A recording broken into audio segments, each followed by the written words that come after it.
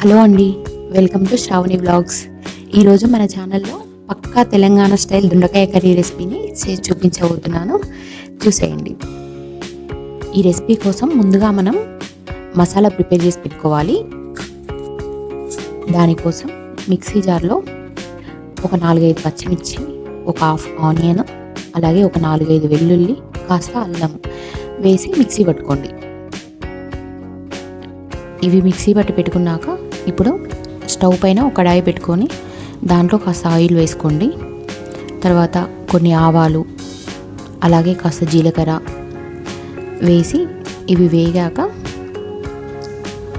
ఇప్పుడు సన్నగా కట్ చేసి పెట్టుకున్నటువంటి ఆనియన్ వేసుకోండి.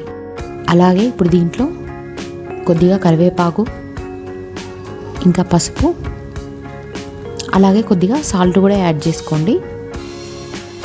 ఇలా మనం సాల్ట్ వేస్తే ఆనియన్స్ తొందరగా ఫ్రై అవుతాయి. ఇప్పుడు ఆనియన్స్ మంచిగా ఫ్రై చేసుకోండి.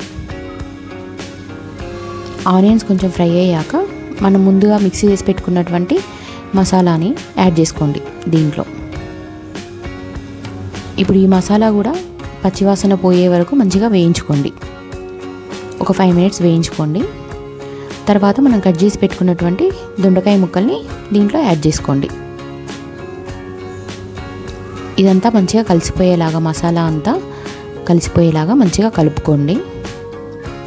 కలుపుకొని మూత పెట్టి కాసేపు ఉడికించుకోండి.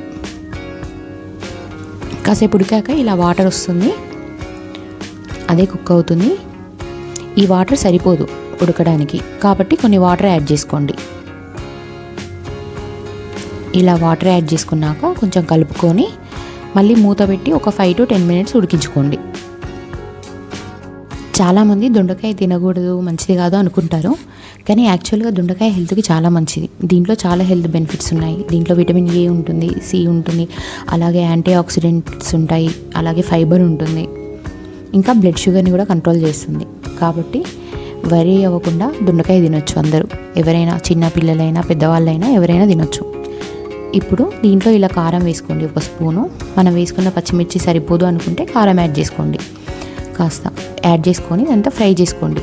ఇలా కొత్తిమీర వేసుకోండి, మన కర్రీ రెడీ.